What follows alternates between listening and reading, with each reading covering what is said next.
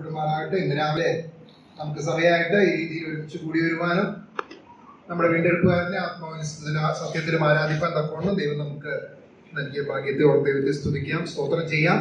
കടന്നു വന്ന എല്ലാ പ്രിയപ്പെട്ടവരെ ഓർത്ത് കർത്താവായ യേശു ക്രിസ്തുവിന്റെ നാമത്തില് ദൈവത്തെ സ്തുതിക്കുന്നു, സ്തോത്രം ചെയ്യുന്നു. നമുക്ക് ഒരുമിച്ച് ഇങ്ങനെ ആയിരിക്കാനും സന്തോഷിപ്പാനും ദൈവം ഇങ്ങനെ ഒരു അവസരം കൂടെ കൂട്ടിയിട്ട് ഒരുക്കിയതിനെ ഓർത്ത് നമുക്ക് ദൈവത്തെ സ്തുതിക്കാം. തുടർന്ന് ദൈവവചന ശുശ്രൂഷിക്കുന്ന സമയമാണല്ലോ. ദൈവം നമ്മുടെ ജീവിതത്തില് നമുക്ക് ഇങ്ങനെ ഒരുമിച്ച് കൂടി വരുവാനും ദൈവവചനം കേൾക്കുവാനും നൽകുന്ന അവസരങ്ങൾക്കായിട്ട് നമുക്ക് ദൈവത്തെ സ്തുതിക്കാം. നമ്മൾ ധാരാളം ദൈവവചനം കേൾക്കുവാനായിട്ട് ദൈവം ഇടയാക്കുന്നുണ്ട്. ഈ നാളുകളിൽ കേൾക്കുന്ന വചനം നമ്മുടെ ജീവിതത്തിൽ അനുസരിപ്പാനും അതിന് തക്കവണ്ണം നന്ദിയുള്ളവരായ കർത്താവിന് വേണ്ടി ജീവിപ്പാനും ദൈവം നമ്മെ തുടർന്നും സഹായിക്കുമാറാകട്ടെ. ഇന്ന് രാവിലെ എസ്രയുടെ പുസ്തകത്തിൽ നിന്ന് ചില കാര്യങ്ങൾ പൊതുവെ നമുക്ക് ചിന്തിക്കാമെന്നാണ് ആഗ്രഹിക്കുന്നത്. പഴയ നിയമത്തിലെ എസ്രയുടെ പുസ്തകത്തിലേക്ക് നമുക്ക് തിരിയാം. എസ്രയുടെ പുസ്തകം എന്ന് പറഞ്ഞാൽ തന്നെ നമുക്കറിയാം, പ്രവാസത്തിലേക്ക് പോയ ജനത്തിന്റെ മടങ്ങിവരവ് സൂചിപ്പിക്കുന്ന ഒരു പുസ്തകമാണ്, രേഖപ്പെടുത്തിയിരിക്കുന്ന ഒരു പുസ്തകമാണല്ലോ എസ്രയുടെ പുസ്തകം. 2 ദിനവൃത്താന്തങ്ങള് അതിന്റെ ഒടുവിലത്തെ വാക്യങ്ങളിലേക്ക് കടന്നു വരുമ്പോൾ നമ്മളിങ്ങനെ വായിക്കുന്നുണ്ട്, 22, 23 വാക്യങ്ങളിൽ. എന്നാൽ ഇരമ്യാ മുഖാന്തരം ഉണ്ടായ യഹോവയുടെ വചനം നിവൃത്തിയാകേണ്ടതിന് പാർസി രാജാവായ കോരെശിന്റെ 1-ാം ആണ്ടിൽ യഹോവ പാർസി രാജാവായ കോരെശിന്റെ മനസ്സുണർത്തി. അവൻ തന്റെ രാജ്യത്തെല്ലായിടവും ഒരു വിളംബരം പ്രസിദ്ധമാക്കി രേഖാമൂലവും പരസ്യം ചെയ്തെന്നാൽ പാർസി രാജാവായ കോരെശ് ഇപ്രകാരം കൽപ്പിക്കുന്നു: സ്വർഗത്തിലെ ദൈവമായ യഹോവ ഭൂമിയിലെ സകല രാജ്യങ്ങളെയും എനിക്ക് തന്നിരിക്കുന്നു.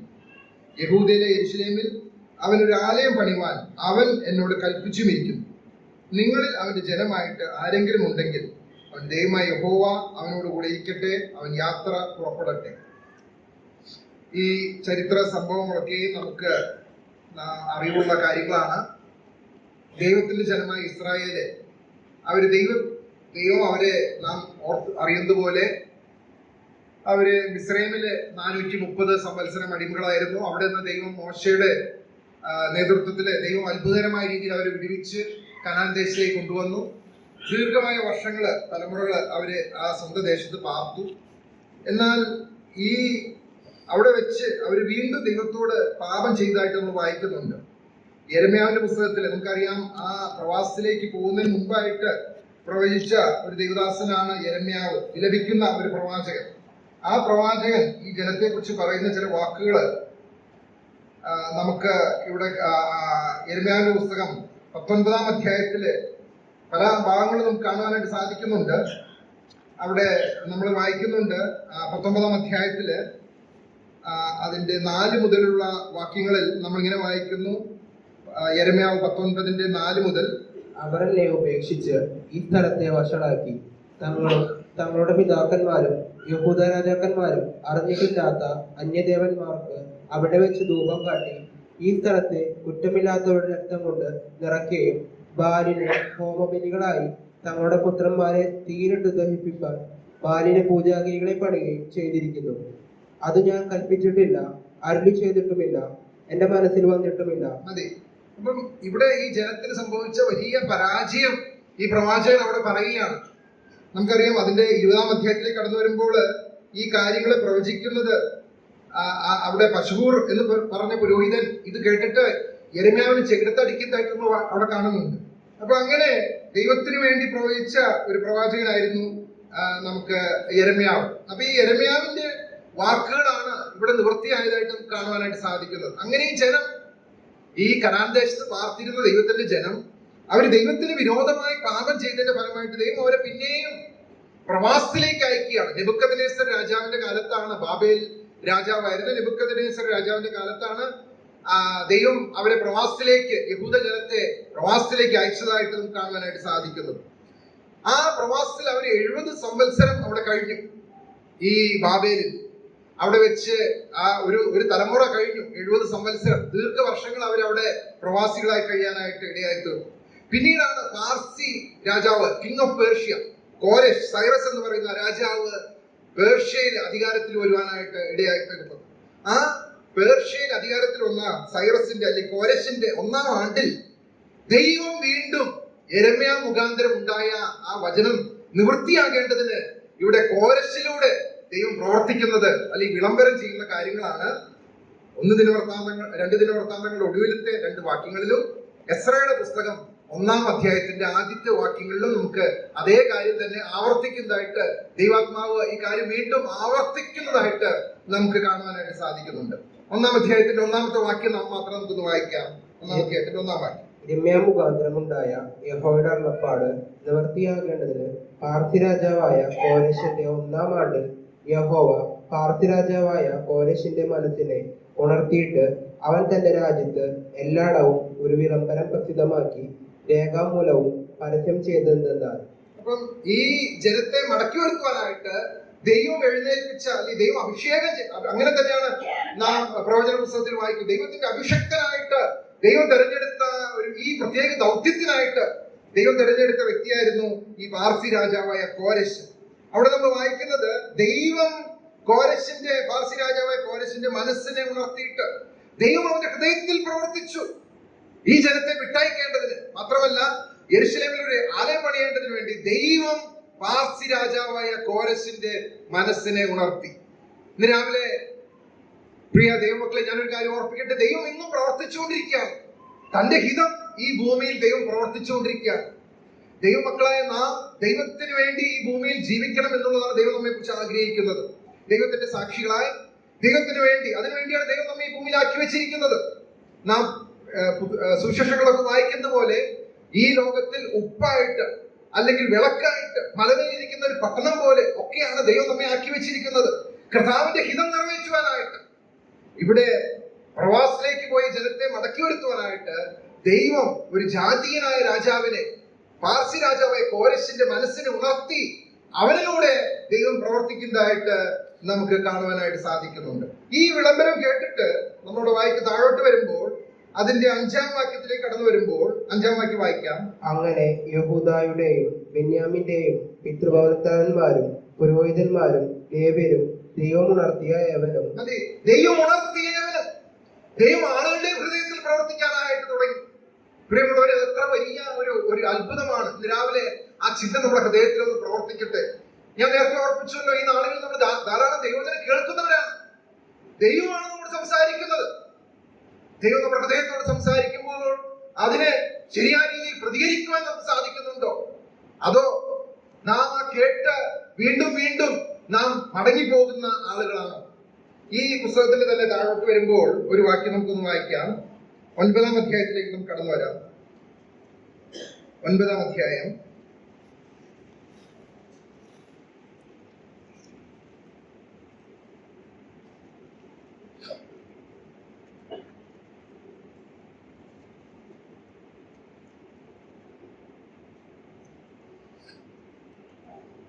അതിന്റെ 4-ാമത്തെ വാക്യം നമുക്ക് വായിക്കാം.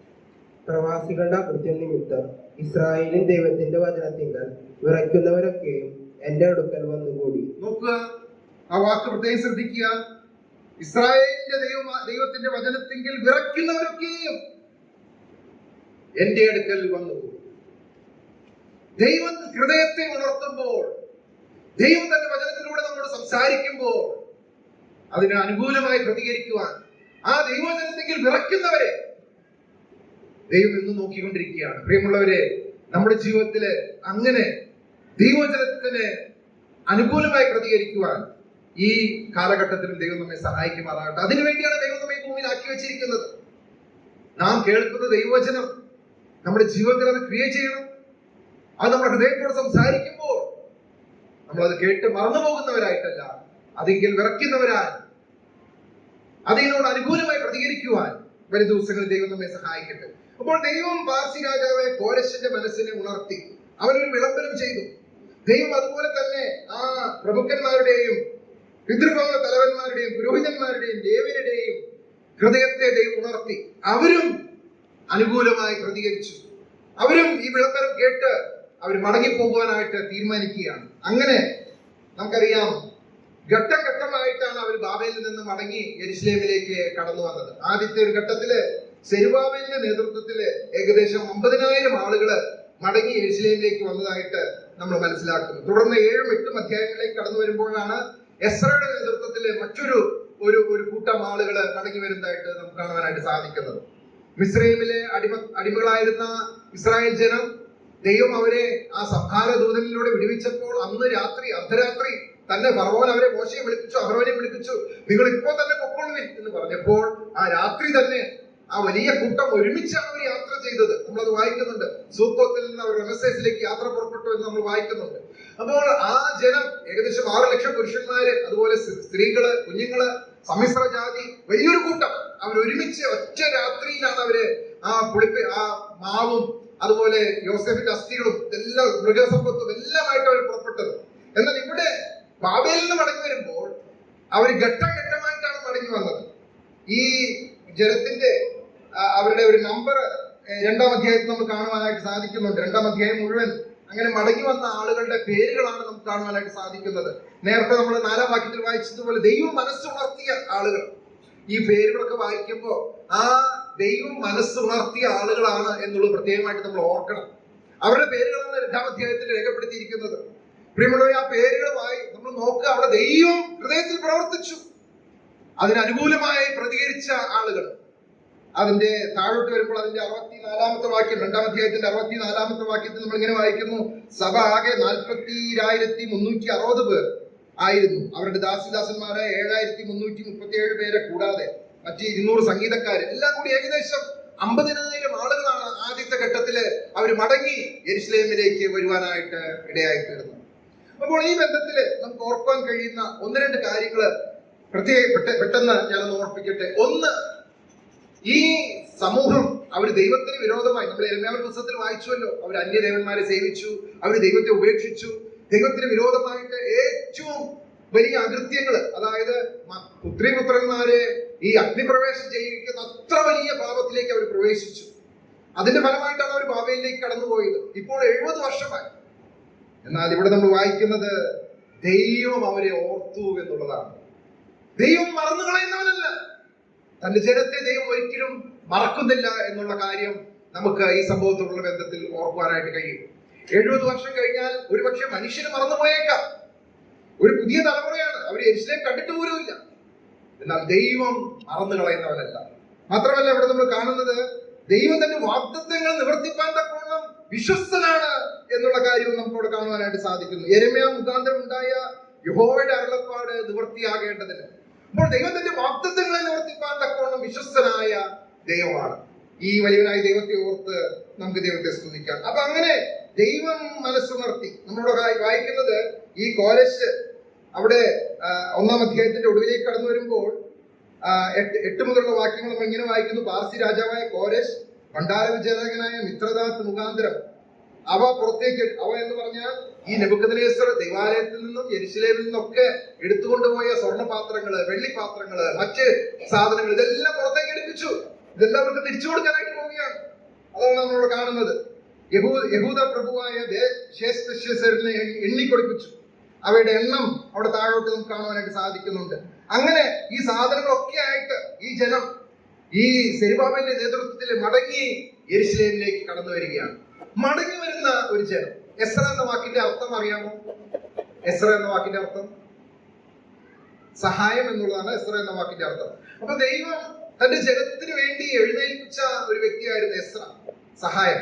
ദൈവത്തിന്റെ ജനത്തിന് സഹായിക്കാനായിട്ട് ദൈവം എസ്രയെ എഴുന്നേൽപ്പിച്ചു. സെരുബാബേലിന്റെ നേതൃത്വത്തിൽ ആദ്യത്തെ ഘട്ടം ആദ്യത്തെ ഒരു കൂട്ടം ജനം അവർ യെരുശലേമിലേക്ക് മടങ്ങി വരികയാണ്. അവരുടെ ഒരു പേരാണ് ഞാൻ നേരത്തെ ഓർപ്പിച്ച പോലെ 2-ാം അധ്യായത്തിൽ നമ്മൾ കാണുവാനായിട്ട് സാധിക്കുന്നത്. അങ്ങനെ 2-ാം അധ്യായത്തിന്റെ ഒടുവിൽ നമ്മൾ കാണുന്നത് അതിന്റെ 70-ാമത്തെ വാക്യത്തിൽ നമ്മൾ വായിക്കുന്നത്: പുരോഹിതന്മാരും ലേവ്യരും ജനത്തിൽ ചിലരും സംഗീതക്കാരും വാതിൽക്കാവൽക്കാരും ദൈവാലയദാസന്മാരും താന്താങ്ങളുടെ പട്ടണത്തിൽ പാർത്തു. എല്ലാ ഇസ്രായേലിലും താന്താങ്ങളുടെ പട്ടണങ്ങളിൽ പാർത്തു. അവർ മടങ്ങി യെരുശലേമിലെത്തി. ഈ 1-ാമത്തെ കൂട്ടം ആളുകള് യെരുശലേമിലെത്തി. അവരുടെ കൂട്ടത്തിൽ വയോധികരായ ആൾക്കാരുണ്ട്. പണ്ട് യെരുശലേമിൽ ഉണ്ടായിരുന്ന ചില ആളുകൾ, പണ്ടത്തെ ദൈവാലയം കണ്ടിട്ടുള്ള ആളുകൾ, പണ്ടത്തെ ദൈവത്തിന്റെ അനുഗ്രഹങ്ങൾ കണ്ടിട്ടുള്ള ആളുകളുണ്ട്. അവരിപ്പോൾ വയോധികരായി. മാത്രമല്ല, ഒരു പുതിയ തലമുറയുണ്ട്. അവരിതൊന്നും കണ്ടിട്ടില്ല, അവർ കേട്ടിട്ടേ ഉള്ളൂ. പിതാക്കന്മാർ പറഞ്ഞിട്ടുള്ള കാര്യങ്ങൾ അവരും ആ കൂട്ടത്തിലുണ്ട്. എന്നാൽ മടങ്ങി യെരുശലേമിൽ എത്തിയ ജനം അവർ താന്താങ്ങളുടെ പട്ടണത്തിൽ പോയി പാർത്തു. നമ്മൾ വായിക്കുന്നത് സെറ്റിൽ, അവരവിടെ സെറ്റിൽ ചെയ്തു. അവരവരുടെ പട്ടണങ്ങളിൽ പോയി പാർത്തു. എന്നാൽ അങ്ങനെ പാർത്ത് അവർ സെറ്റിൽ ചെയ്ത് അവസാനിക്കുകയല്ല. തുടർന്ന് അവർ ചെയ്ത ചില കാര്യങ്ങളാണ് ഇന്ന് രാവിലെ ഞാൻ നിങ്ങളോട് പങ്കുവെക്കാനായിട്ട് ആഗ്രഹിക്കുന്നത്.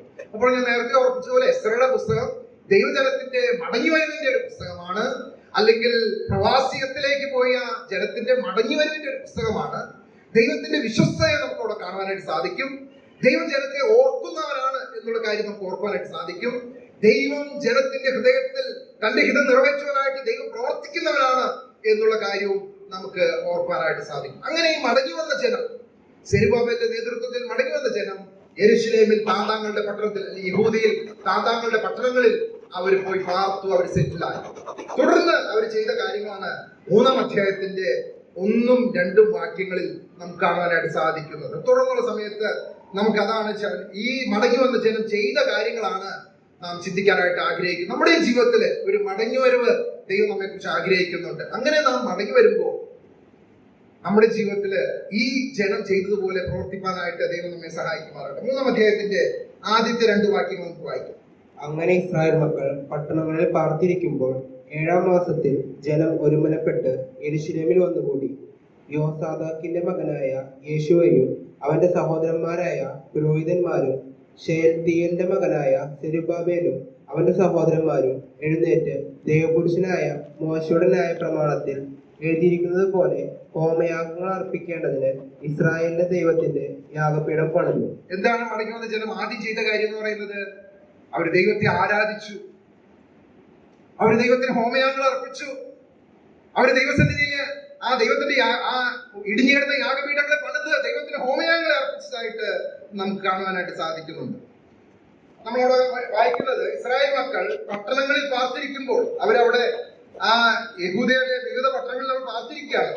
എന്നാൽ 7-ാം മാസത്തിൽ ജനം ഒരുമനപ്പെട്ട് യെരൂശലേമിൽ വന്നുകൂടി. എന്താണ് 7-ാം മാസത്തിന്റെ പ്രത്യേകത? 7-ാം മാസത്തിന്റെ പ്രത്യേകത നമ്മൾ ലേവ്യ പുസ്തകത്തിലും ആവർത്തന പുസ്തകത്തിലൊക്കെ വായിക്കുന്നുണ്ട്. ഇസ്രായേലിനെ സംബന്ധിച്ചിടത്തോളം ദൈവം അവർക്ക് ആചരിക്കുവാൻ കൊടുത്തിട്ടുള്ള ഉത്സവങ്ങള് 7-ാം മാസത്തിന്റെ 1-ാം ദിവസമാണ് കാഹള ധ്വനിയുടെ പെരുന്നാൾ. അന്നാണ് ആ കാഹള ധ്വനിക്കുമ്പോൾ ജനമെല്ലാം ഒന്നിച്ചു കൂടുന്നത് ദൈവത്തിന് നന്ദി പറയുവാനായിട്ട്. അതുപോലെ 7-ാം മാസം 10-ാം തീയതി അവരുടെ ഏറ്റവും പ്രധാനപ്പെട്ട ഒരു ദിവസമാണ്. എല്ലാ ഉത്സവങ്ങളും പ്രധാനപ്പെട്ടതാണ്, എന്നാൽ 10-ാം തീയതിയാണ് മഹാപാപപരിഹാര ദിവസം. അന്നാണ് ആ 2 ആട്ടുകൊറ്റന്മാരെ മഹാപുരോഹിതൻ തിരഞ്ഞെടുത്ത്, ഒന്ന് അസസ്സേലിനും ഒന്ന് യഹോവയ്ക്കും എന്ന് ചീട്ടിട്ട്, ആ അസസ്സേലിന് ചീട്ട് വീണ ആ ആട്ടുകൊറ്റന്റെ തലമേൽ മഹാപുരോഹിതൻ കൈ 2ഉം വെച്ച് ഇസ്രായേൽ ജനത്തിന്റെ പാപം മുഴുവൻ അതിന് തലമേൽ ചുമത്തി അതിനെ മരുഭൂമിയിലേക്ക് വിട്ടയക്കുന്ന മഹാപാപപരിഹാര ദിവസം. 7-ാം മാസം 15-ാം തീയതി മുതൽ 7 ദിവസം കൂടാര പെരുന്നാളും അവർ ആചരിക്കുന്നു. അപ്പോൾ അങ്ങനെ 7-ാം മാസം ഇസ്രായേലിനെ സംബന്ധിച്ചിടത്തോളം വലിയ പ്രാധാന്യമുള്ള ഒരു മാസമാണ്. ഇവിടെ 7-ാം മാസത്തിലെ ജനം ഒരുമനപ്പെട്ടു, ഐക്യതയോടുകൂടെ. പല പ്രായത്തിലുള്ളവരാണ്, പല സാഹചര്യങ്ങളിൽ നിന്നുള്ളവരാണ്. എന്നാൽ അവിടെ വായിക്കുന്ന പ്രയോഗം പ്രത്യേകം ശ്രദ്ധിക്കുക. ജനം ഒരുമനപ്പെട്ടു യെരൂശലേമിൽ വന്നുകൂടി. ദൈവത്തെ ആരാധിക്കുന്ന കാര്യത്തില് അവർ ഒരു മനസ്സോടുകൂടി നിന്നു. നോക്കൂ, എത്ര വലിയൊരു അനുഗ്രഹമാണ് അവരുടെ ജീവിതത്തിൽ ഉണ്ടായത്. ദൈവത്തെ അവർ ആരാധിച്ചു. അവിടെ അതാണ് നമ്മൾ കാണുന്നത്. താഴോട്ട് വായിക്കുമ്പോൾ അവിടെ നാം കാണുന്നത് 3-ാം വാക്യത്തിൽ അവർ ദേശത്തെ നിവാസികളെ പേടിച്ച് യാഗപീഠത്തെ അതിന്റെ പണ്ടത്തെ നിലയിൽ പണിതു. അതിന്മേൽ യഹോവയ്ക്ക് ഹോമയാഗങ്ങളെ, കാലത്തും വൈകുന്നേരമുള്ള ഹോമയാഗങ്ങളെ തന്നെ അർപ്പിച്ചു. എഴുതിയിരിക്കുന്നത് പോലെ അവർ കൂടാര പെരുന്നാൾ ആചരിച്ചു എന്നൊക്കെ പറഞ്ഞ് നമുക്ക് അവിടെ കാണുവാനായിട്ട് സാധിക്കുന്നുണ്ട്. അവിടെ അവര് അതിന്റെ താഴോട്ട് 11-ാം വാക്യം നമ്മൾ വായിക്കുന്നത്, അവർ യഹോവയെ അവൻ നല്ലവൻ, ഇസ്രായേലിനോട് അവന്റെ എന്നേക്കുമുള്ളത് എന്നിങ്ങനെ വാഴ്ത്തി സ്തുതിച്ചുകൊണ്ട് ഗാനപ്രതിഗാനം ചെയ്തു. നോക്കുക, ജനം ദൈവത്തെ സ്തുതിക്കുന്ന, ദൈവത്തെ ആരാധിക്കുന്ന, ദൈവത്തിന് യാഗം അർപ്പിക്കുന്ന ഒരു ചിത്രമാണ് നമുക്ക് കാണുവാനായിട്ട് സാധിക്കുന്നത്. ഒരുപാട് കാര്യങ്ങൾ നമുക്ക് അതിനോടുള്ള ബന്ധത്തിൽ ഓർക്കുവാനായിട്ട് സാധിക്കും. എന്നാൽ ഇപ്പോൾ ആ വിശദീകരണത്തിലേക്ക് ഞാൻ ഇപ്പോൾ പോകുന്നില്ല. അപ്പോൾ ഒന്നാമത് അവർ ചെയ്ത കാര്യം ദൈവത്തെ ആരാധിക്കുക എന്നുള്ളതാണ്. പ്രിയമുള്ളവരെ, നമ്മുടെ ജീവിതത്തിലും ഈ വലിയതായ ദൈവത്തെ ആരാധിക്കുവാൻ ദൈവം നമുക്ക് നൽകിയ വലിയ ഭാഗ്യത്തെ ഓർക്കുമ്പോൾ ദൈവത്തെ സ്തുതിക്കാം. എല്ലാ കർത്തൃ ദിവസങ്ങളിലും നാം സഭയായിട്ട് ഒരുമിച്ച് കൂടി വന്ന് കർത്താവിനെ ആരാധിക്കുന്നു. ദൈവം നമ്മുടെ ജീവിതത്തിൽ ചെയ്ത വൻ കാര്യങ്ങളെ ഓർത്ത് സ്തുതി സ്തോത്രങ്ങൾ അവന്റെ സന്നിധിയിൽ അർപ്പിച്ചുകൊണ്ട് നാം കർത്താവിനെ ആരാധിക്കുന്നു. എത്ര വലിയൊരു കാര്യമാണ്. അതുപോലെ തന്നെ നമ്മുടെ വ്യക്തിപരമായ ജീവിതത്തിലും കുടുംബ ജീവിതത്തിലും കർത്താവിനെ ആരാധിച്ച് കർത്താവിന് വേണ്ടി ജീവിപ്പാൻ വരും ദിവസങ്ങളിൽ ദൈവം നമ്മെ സഹായിക്കുമാറാണ്. അവർ കർത്താവിനെ ആരാധിച്ചു, യാഗം അർപ്പിച്ചു എന്ന് മാത്രമല്ല, അതിന്റെ താഴോട്ട് വരുമ്പോൾ നമ്മളോട് കാണുന്നത് അതിന്റെ 6-ാം വാക്യം നമ്മളിങ്ങനെ വായിക്കുന്നു. 7-ാം മാസം 1-ാം തീയതി മുതൽ അവർ യഹോവയ്ക്ക് ഹോമയാഗം കഴിപ്പാൻ തുടങ്ങി. എന്നാൽ യഹോവയുടെ മന്ദിരത്തിന്റെ അടിസ്ഥാനം അതുവരെ ഇട്ടിരുന്നില്ല. നെബൂഖദ്നേസർ രാജാവ് ഇവരെ പിടിച്ചുകൊണ്ട് പോയപ്പോൾ നമുക്കറിയാം, യെരൂശലേം പട്ടണം മുഴുവൻ തീ വെച്ച് നശിപ്പിച്ചു. ദൈവാലയം ചുട്ടുകളഞ്ഞു. അതിന്റെ മതിലുകളൊക്കെയും ഇടിച്ചു കളഞ്ഞു. അവിടെ എല്ലാം നശിപ്പിച്ചു കളഞ്ഞു. അത് ശൂന്യമായി കിടക്കുകയാണ്. ആ വലിയ ഭാരം ദൈവം ശലോമോനിലൂടെ, ദാവീദിലൂടെ ഒക്കെ പ്രവർത്തിച്ചിട്ടാണ് വലിയൊരു ആലയം കൊണ്ട് പണിയാനായിട്ട് ഇടയായി തീർന്നത്. അവിടെയായിരുന്നു ദൈവത്തിന്റെ ആരാധന നടന്നുകൊണ്ടിരുന്നത്. എന്നാൽ ഇപ്പോൾ ആ ആരാധന സ്ഥലം അല്ലെങ്കിൽ ആ ദൈവാലയം അത് നശിപ്പിക്കപ്പെട്ട് കിടക്കുകയാണ്. ഇവിടെ ഇതാ ആ ദൈവത്തെ ആരാധിക്കുമ്പോൾ അവരുടെ ഹൃദയത്തിലേക്ക് വന്ന ചിന്ത എന്താണ്? ദൈവാലയത്തിന്റെ, യഹോവയുടെ മന്ദിരത്തിന്റെ അടിസ്ഥാനം അതുവരെ വിട്ടിരുന്നില്ല. ആ കാര്യത്തോടുള്ള ബന്ധത്തിൽ അവർക്ക് ഒരു ഹൃദയത്തിൽ ഒരു ചിന്ത വന്നു. നമ്മൾ താഴോട്ട് വായിക്കുന്നത് 8-ാം വാക്യത്തിൽ, അവർ യെരൂശലേമിലെ ദൈവാലയത്തിങ്കൽ എത്തിയതിന്റെ 2-ാം ആണ്ട് 2-ാം മാസം ശെൽത്തിയേലിന്റെ മകനായ സെരുബ്ബാബേലും യോസാദാക്കിന്റെ മകനായ യോശുവയും അവരുടെ ശേഷം സഹോദരന്മാരും പുരോഹിതന്മാരും യെരൂശലേമിലേക്ക് വന്നവർ എല്ലാവരും കൂടി പണി തുടങ്ങി.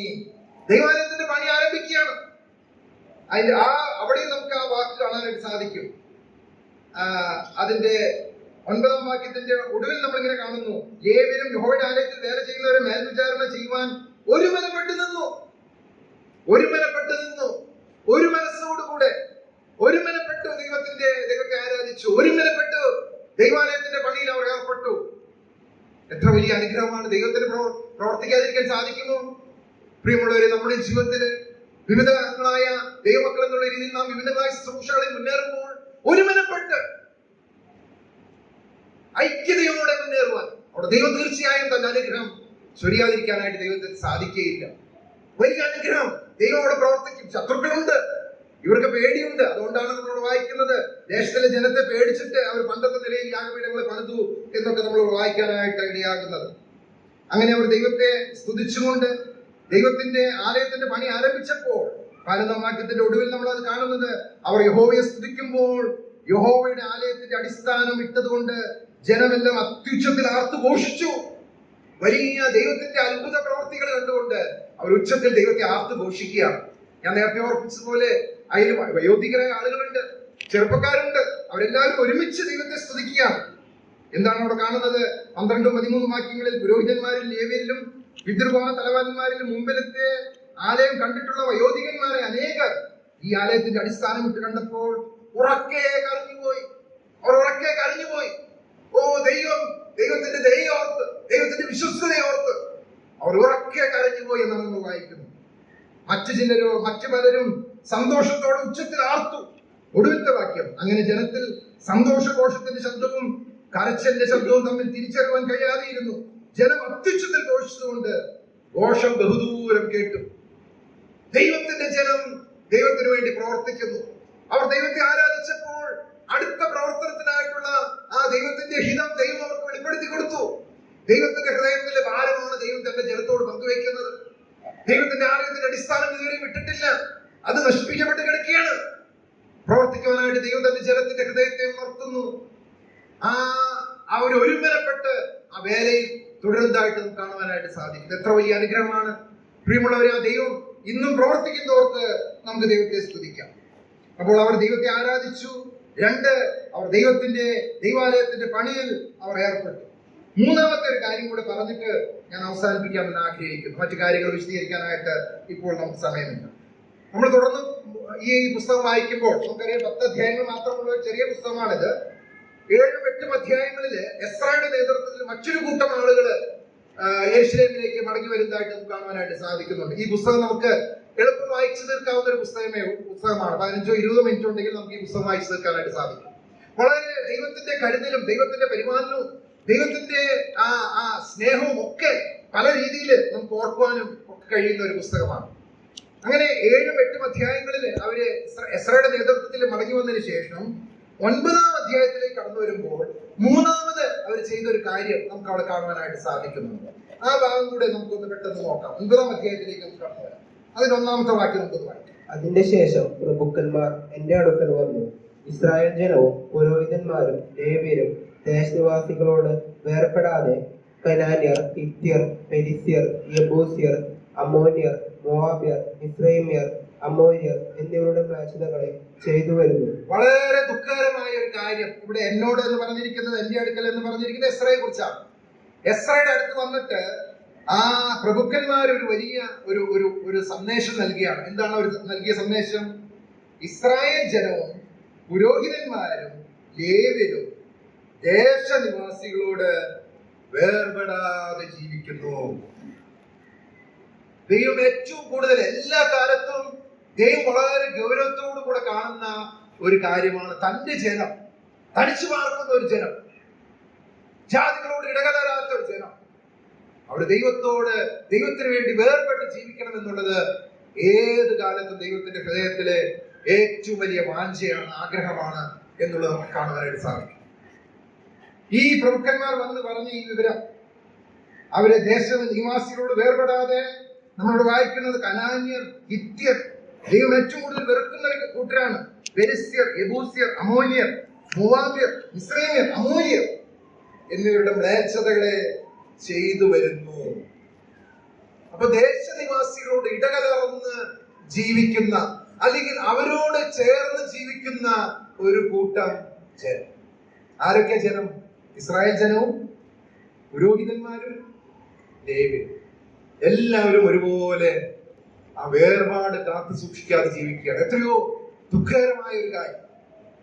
ദൈവത്തിന്റെ ഹൃദയത്തെ ദുഃഖിപ്പിക്കുന്നത് മാത്രമല്ല, ഈ കാര്യം കേട്ടപ്പോൾ നമ്മൾ വായിക്കുന്നത് എസ്രയുടെ നേതൃത്വത്തില് അവര് ഇരുന്ന് കരഞ്ഞതായിട്ട് കാണുവാനായിട്ട് സാധിക്കുന്നു. അതിന്റെ 3-ാം വാക്യത്തിൽ നമ്മൾ അതാണ് കാണുന്നത്. 9-ാം അധ്യായത്തിന്റെ 3-ാം വാക്യം: ഈ വർത്തമാനം കേട്ടപ്പോൾ ഞാൻ എന്റെ വസ്ത്രവും മേലങ്കിയും കീറി എന്റെ തലയിലും താടിയിലുമുള്ള രോമം വലിച്ചു പറിച്ച് സ്തംഭിച്ചു കുത്തിയിരുന്നു. ഈ വലിയ വാർത്ത കേട്ടപ്പോൾ എസ്ര വളരെ ദുഃഖഭാരത്തോടു കൂടി ദൈവസന്നിധിയിൽ നിലവിളിക്കുന്ന ഒരു ചിത്രമാണ് നമുക്ക് കാണാനായിട്ട് സാധിക്കുന്നത്. അവിടെ ഉപയോഗിച്ചിരിക്കുന്ന ഒരു വാർത്ത പ്രത്യേകം ശ്രദ്ധിക്കുക. സ്തംഭിച്ചു. എന്താണ്? എപ്പോഴാണ് നമ്മൾ സ്തംഭിക്കുന്നത്? അതുപോലെയുള്ള ഒരു വാർത്ത കേൾക്കുമ്പോഴാണ് സ്തംഭിച്ചു പോയെന്നൊക്കെ നമ്മൾ വായിക്കുന്നത്. എന്തെങ്കിലും വലിയ അപകടം നടന്നെന്ന് കേൾക്കുമ്പോഴോ, അല്ലെങ്കിൽ നമ്മൾ സാധാരണ കേൾക്കാത്ത ഒരു കാര്യം കേൾക്കുമ്പോഴാണ് സ്തംഭിച്ചു എന്നുള്ളൊരു പ്രയോഗം നമ്മൾ സാധാരണ ഉപയോഗിക്കുന്നത്. ഇവിടെ അതേ വാക്കാണ് ഉപയോഗിച്ചിരിക്കുന്നത്. ഈ ജനം ഇങ്ങനെ ജീവിക്കുന്നെന്ന് കേട്ടപ്പോൾ, അവർ ദേശത്തിലെ നിവാസികളോട് വേർപെടാതെ ജീവിക്കുന്നു എന്നുള്ള വർത്തമാനം കേട്ടപ്പോൾ എസ്ര സ്തംഭിച്ചു എന്നാണ് നമ്മൾ വായിക്കുന്നത്. പ്രിയമുള്ളവരെ, ദൈവത്തിന്റെ ഹൃദയത്തെ എത്രമാത്രം വേദനിപ്പിക്കുന്ന, ദുഃഖിപ്പിക്കുന്ന ഒരു കാര്യമാണ്. ഇന്ന് ചിലരൊക്കെ പറയുന്നത് നന്മയും തിന്മയും ഒക്കെ അവസാനം ഒന്നാവും, അവസാനം ദൈവം എല്ലാവരെയും ഒരുപോലെ അങ്ങ് ചേർക്കുമെന്ന്. ഒരിക്കലും അല്ല എന്ന് നമുക്കറിയാം. വേദപുസ്തകത്തിന്റെ ആദ്യത്തെ പേജ് മുതല് നന്മയും തിന്മയും വേറിട്ട് തന്നെയാണ് നമ്മൾ കാണുന്നത്. ദൈവത്തിന്റെ ജനം, ദൈവം നമുക്കറിയാം, അവൻ പരിശുദ്ധനായ ദൈവമാണ്, പാപം കണ്ടുകൂടാത്തവണ്ണം നിർമ്മല ദൃഷ്ടിയുള്ള ദൈവമാണ്. ഏത് കാലത്തും ദൈവത്തിന്റെ ജനം നമ്മൾ ഈ ലോകത്തിൽ ജീവിക്കുമ്പോൾ നാം വേർപെട്ട് ജീവിക്കണം എന്നുള്ളതാണ് ദൈവം നമ്മളെ കുറിച്ച് ആഗ്രഹിക്കുന്നത്. പാപത്തോടുള്ള ബന്ധത്തിൽ, മ്ലേച്ഛതകളോടുള്ള ബന്ധത്തിൽ, ഈ ലോകത്തിലെ മറ്റു കാര്യങ്ങളോട്, ഇനി ചിലർ പറയുന്ന പോലെ രണ്ടും വേണ്ട, ഈ ഇടയ്ക്ക് നടുക്കുള്ള സ്ഥലത്ത് നിന്നാ മതി. അങ്ങനെ പറ്റുമോ? നന്മയും വേണ്ട തിന്മയും വേണ്ട, അതിന്റെ നടുക്ക് അങ്ങനെ പറ്റുമോ നമുക്ക്? ദൈവത്തിന്റെ ജനം ദൈവം ചോദിക്കണം, ആരാണ് എന്റെ പക്ഷത്തുള്ളത്?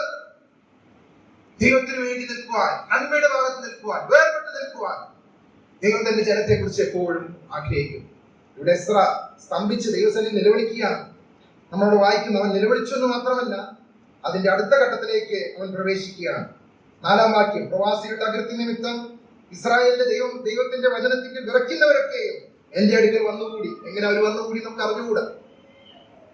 എന്നാൽ ദൈവം അവരുടെ ഹൃദയങ്ങളിൽ പ്രവർത്തിച്ചു. അവർ ഒരുമിച്ച് കൂടി. ഒരു വാട്സാപ്പിൽ കൂടെ ഒന്നും അറിയിച്ചില്ല. അവരെല്ലാവരും ഒരുമിച്ച് അവർ ദൈവസന്നിധിയിൽ പ്രാർത്ഥിക്കാനായിട്ട് തുടങ്ങി. മാത്രമല്ല, അവിടെ നമ്മൾ വായിക്കുന്നത്, എന്നാൽ ഞാൻ സന്ധ്യായാഗം വരെ സ്തംഭിച്ചു കുത്തിയിരുന്നു. സന്ധ്യായാഗത്തിന്റെ സമയത്ത് ഞാൻ എന്റെ ആത്മതപനം വിട്ട് എഴുന്നേറ്റു, കീറിയ വസ്ത്രത്തോടും മേലങ്കിയോടും കൂടെ മുട്ടുകുത്തി എന്റെ ദൈവമായ യഹോവയിലേക്ക് കൈമലർത്തി പറഞ്ഞെന്തെന്ന്. തുടർന്ന് തന്റെ പാപങ്ങളെ ഏറ്റുപറഞ്ഞ് ദൈവസന്നിധിയിൽ അനുദപിക്കുന്ന ആ നേതൃത്വത്തെയാണ് നമുക്ക് കാണുവാനായിട്ട് സാധിക്കുന്നത്. ദൈവമാകെ അവരുടെ പാപങ്ങളെ അവർ ഏറ്റുപറഞ്ഞു. ആ ദുഃഖമുണ്ടായി സ്തംഭിച്ചു എന്നുള്ളതൊക്കെ ശരിയാണ്. എങ്കിൽ തന്നെ ആ അവസ്ഥയിൽ നിൽക്കുകയല്ല, പിന്നെയോ പാപങ്ങളെ ഏറ്റുപറഞ്ഞ് ഉപേക്ഷിച്ച് ഇനിയും ആ പഴയ വഴി വേണ്ട, ഇനിയും ഈ പാപത്തിന്റെ വഴികളിലേക്ക് പോകണ്ട എന്ന് പറഞ്ഞുകൊണ്ട് അവരെ ഒരു തീരുമാനത്തിലേക്ക്, ഒരു സമർപ്പണത്തിലേക്ക് കടന്നു വരുന്ന കാര്യമാണ് തുടർന്നുള്ള വാക്യങ്ങളിൽ നമുക്ക് കാണുവാനായിട്ട് സാധിക്കുന്നത്. ഈ 9-ാം അധ്യായം നമ്മൾ വീട്ടിൽ പോയിട്ടൊന്ന് വായിച്ചു നോക്കണേ. വളരെ അനുഗ്രഹിക്കപ്പെട്ട കാര്യങ്ങൾ നമുക്ക് അവിടെ കാണുവാനായിട്ട് സാധിക്കുന്നുണ്ട്. അവിടെ പറയുകയാണ് 7-ാം വാക്യം, ഞങ്ങളുടെ പിതാക്കന്മാരുടെ കാലം മുതൽ ഇന്ന് വരെയും ഞങ്ങൾ വലിയ കുറ്റക്കാരായിരിക്കുന്നു.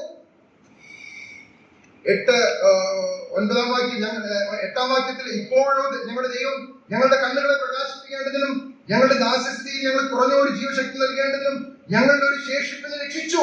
ദൈവത്തിന്റെ വിശ്വസ്തത, ഒരു ശേഷിപ്പിനെ ദൈവം രക്ഷിച്ചു. തന്റെ വിശുദ്ധ സ്ഥലത്ത് ഞങ്ങൾക്കൊരു പാർപ്പിടം തരുവാൻ തക്കൊണ്ട് ഞങ്ങൾക്കൊരു ക്ഷണനേരത്തേക്ക് ഞങ്ങളുടെ ദൈവമായ യഹോവ കൃപ കാണിച്ചിരിക്കുന്നു. അവൻ കൃപയുള്ളവനാണ്, അവൻ കരുണ കാണിക്കുന്നവനാണ്, അവൻ തന്റെ ജനത്തെ ഓർക്കുന്നവനാണ്, മറന്നുകളയുന്നവനല്ല. 9-ാം വാക്യം, ഞങ്ങൾ ദാസന്മാരാകുന്ന സത്യം, എങ്കിലും ഞങ്ങളുടെ ദാസസ്ഥിതിയിൽ ഞങ്ങളെ ഉപേക്ഷിക്കാതെ ഞങ്ങളുടെ ദൈവത്തിന്റെ ആലയം പണിയുകയും അതിന്റെ ശൂന്യങ്ങളെ നന്നാക്കുകയും ചെയ്യേണ്ടതിന് ഞങ്ങൾക്ക് ജീവശക്തി നൽകുവാനും യെരൂശലേമിലും യഹൂദയിലും ഞങ്ങൾക്കൊരു സങ്കേതം തരുവാനും, ഒരു സങ്കേതം നൽകുന്നവൻ, പാർസി രാജാക്കന്മാരുടെ ദൃഷ്ടിയിൽ ഞങ്ങൾക്ക് ദയ ലഭിക്കുമാറാക്കിയിരിക്കുന്നു. ദയ നൽകുന്നവനായ ദൈവം. ഇപ്പോൾ ഞങ്ങളുടെ ദൈവമേ, ഇതിന് ഞങ്ങൾ എന്തു പകരം പറയാൻ? പ്രിയമുള്ളവരെ, നമ്മുടെ ജീവിതത്തില് നാം ഈ ലോകത്തിൽ ജീവിക്കുമ്പോൾ ശരിയായ വേർപാട്, വിശുദ്ധിയും കാത്തുകൊണ്ട് ജീവിക്കാൻ തക്കോണം ദൈവം നമ്മെ കുറിച്ച് ആഗ്രഹിക്കും. എന്റെ കേൾക്കുന്ന യുവതലമുറയോട് ഞാൻ പ്രത്യേകമായിട്ട് പറയട്ടെ, ഒരു കാലത്ത് നമ്മുടെ പിതാക്കന്മാരൊക്കെ വലിയ വില കൊടുത്തതാണ് ഇതിനു വേണ്ടി, ഈ വേർപാട് പാലിക്കുവാനാണ്. നമ്മുടെ ജീവിതത്തില് ആ വേർപാട് കാത്തു സൂക്ഷിക്കുവാൻ ദൈവം നമ്മെ കുറിച്ച് ആഗ്രഹിക്കുന്നു. നാം ഈ ലോകത്തിൽ ജീവിക്കുന്നുവെങ്കിലും ദൈവം നമ്മെ ആക്കിയിരിക്കുന്ന സ്ഥലങ്ങളിൽ, ദൈവം നമ്മെ ആക്കിയിരിക്കുന്ന സ്ഥാനങ്ങളിൽ കർത്താവിന് വേണ്ടി വേർപെട്ട് ജീവിക്കുവാൻ, പാപത്തോട് ഇടകലരാതെ ജീവിക്കുവാൻ, ആ വിശുദ്ധിയുടെ പാതയിൽ മുന്നേറുവാനായിട്ട് ദൈവം നമ്മെ ഓരോ ദിവസവും സഹായിക്കട്ടെ. ആ മടങ്ങി വന്ന ജനത്തിന്റെ ജീവിതത്തിൽ കാണുവാനായിട്ട് കഴിയുന്ന കാര്യങ്ങൾ ഇതൊക്കെയാണ്. ഒരു ദിവസങ്ങളിൽ നമ്മുടെ ഈ ജീവിതത്തില് ഈ അനുഗ്രഹത്തിൽ ജീവിക്കാൻ തക്കോണം വലിയ ദൈവം നമ്മെ സഹായിക്കട്ടെ. കർത്താവിന്റെ വലിയ നാമം ഇന്നേക്കുമായി.